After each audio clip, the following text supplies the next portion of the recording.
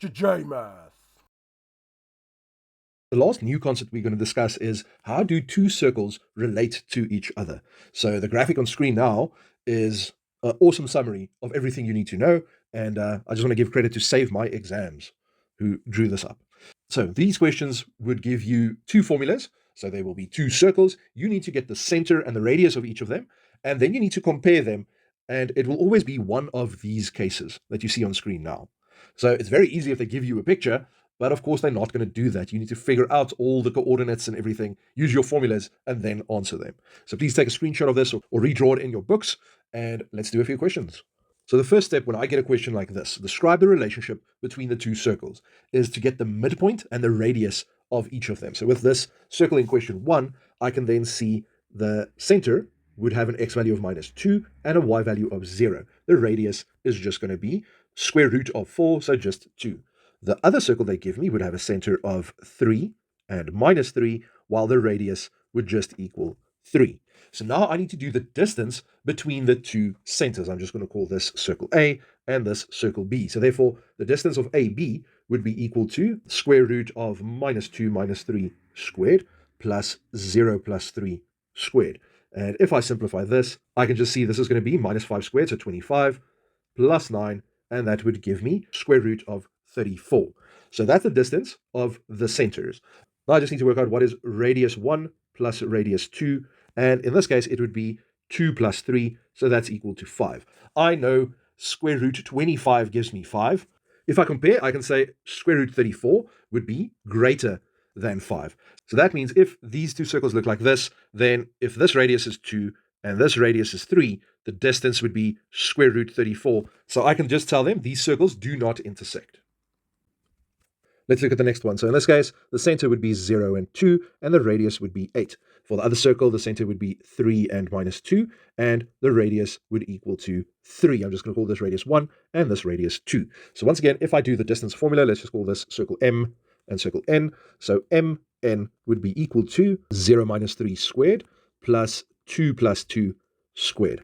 And I can see that this would just be 9, and this would just be 16, and therefore this is the square root of 25, which is 5. If I now plus R1 and R2, I'm going to get 8 plus 3, and that equals 11. So in this case, 5 is definitely smaller than 11, so I know that it could look like this, but there's a special case if the distance between the centers is so much smaller than radius plus radius.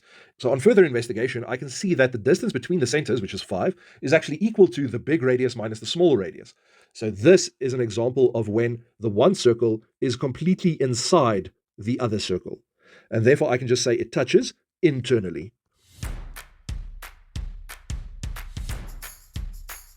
Question 2, exactly the same question. So I'm again just going to get the centers and the radii. So in this case, the circle would just be on 0, 0, and the radius would just be the square root of 20. I can simplify that a little bit further, and my calculator would tell me it's 2 root 5. The other circle would be at -3 and -6, and this radius would be square root 5. Now I can just do my formula again, and I can say the distance of AB would be equal to 0 plus 3 squared, and then plus 0 plus 6 squared. That gives me root 45, and that simplifies to 3 root 5.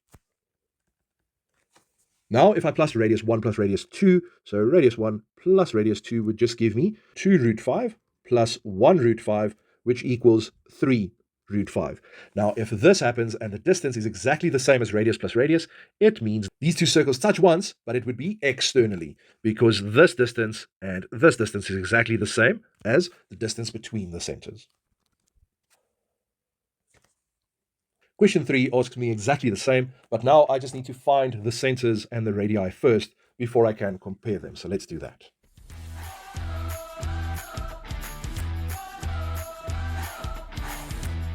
After simplifying, I can now see the center of circle A is 1 and 2, and the radius is 2 root 2, whilst with B, it is 0 and 1, and the radius is 3 root 2. So now if I just do the distance formula, I can say that AB would be equal to root 2, and then if I take the radius 1 plus radius 2, I get 2 root 2 plus 3 root 2, which gives me 5 root 2. Now, something you need to pay very close attention is if your radius plus radius is so much greater than the distance between the centers, then you must consider what happens if I then take the big radius minus the small radius. So I'm just going to say radius 2 minus radius 1, and that is then just 3 root 2 minus 2 root 2, and that just gives me root 2. And once again, like we saw in a previous example, if this happens, the circles touch internally. So if I were to draw a picture, it would just look like this. So what I need to write for them is AB is equal to R2 minus R1, and therefore circles touch internally. There we go, guys. So it's a weird concept, and I don't think it's too difficult if you just know your theory. So this is one that you really need to study. There is a page in your textbook for this, or you can just take the screenshot from the start of this video. Good luck with these questions in exams. If this video helped you, please like and subscribe. JMath.